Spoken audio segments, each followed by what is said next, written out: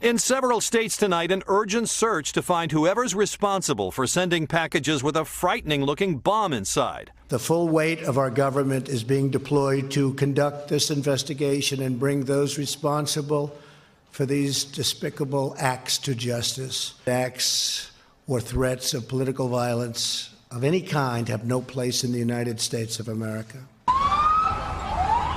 Just after 10 a.m., police took the extraordinary step of ordering an evacuation of CNN's headquarters in Midtown Manhattan. We're going to jump in. There's a fire alarm here. You might have heard it in the background. We're going to find out what the latest is we'll be right back. At CNN. We're going to be right back. It was a pipe bomb wrapped in black tape with some kind of device attached to it, sent to CNN but addressed to John Brennan, the former CIA director who has never worked there. Responding officers identified a device that appeared to be a live explosive device. NYPD bomb squad responded, secured the device, and removed it for investigation.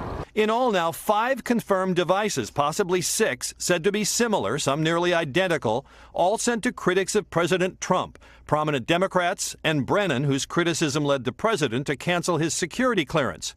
A nearly identical package was found last night, addressed to Hillary Clinton at the Clintons' home in Westchester County, New York. And this morning another addressed to former President Barack Obama at his house in Washington. But neither of those packages got anywhere near the Clintons or Obamas. Both were intercepted at Secret Service mail screening facilities far away from their houses. Another, said by investigators to be somewhat similar, was intercepted today at a federal facility in Maryland that screens mail addressed to members of Congress. It was addressed to Representative Maxine Waters, a California Democrat. Yet another was addressed to Eric Holder in Washington, who was Attorney General in the Obama administration. But it was never delivered, apparently because of a faulty address. Instead, it was sent back to the return address on the package, the Florida office of Congresswoman Debbie Wasserman Schultz, who investigators say had nothing to do with the mailings. Whoever sent them simply used her address. The first of the devices was found Monday in the New York State mailbox of George Soros, the billionaire who has donated heavily to the Democratic Party. It's strictly speculative at this time as to whether they were intended to be able to explode or whether the intent was just to create fear, which it certainly has. While all the packages had stamps, the ones sent to Soros and CNN appear to have been delivered, not mailed. The others all went through the mail and had postmarks, investigators say. Experts say those postmarks are an important clue. And the Postal Inspection Service can track that package back to the United States Post Office that first received the package. Then you want to go grab all the cameras near there that you can and see if you can get a picture of the bomber.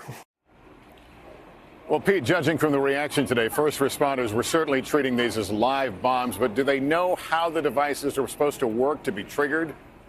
No, they don't have a good idea of that. All the devices have been sent to the FBI lab outside Washington, and officials tonight say the process of analyzing them and answering that question is just getting underway, so it's not clear whether they were actually fully functional.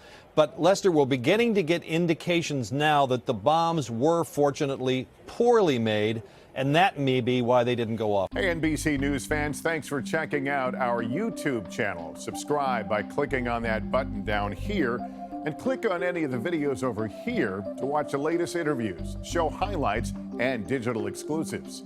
Thanks for watching.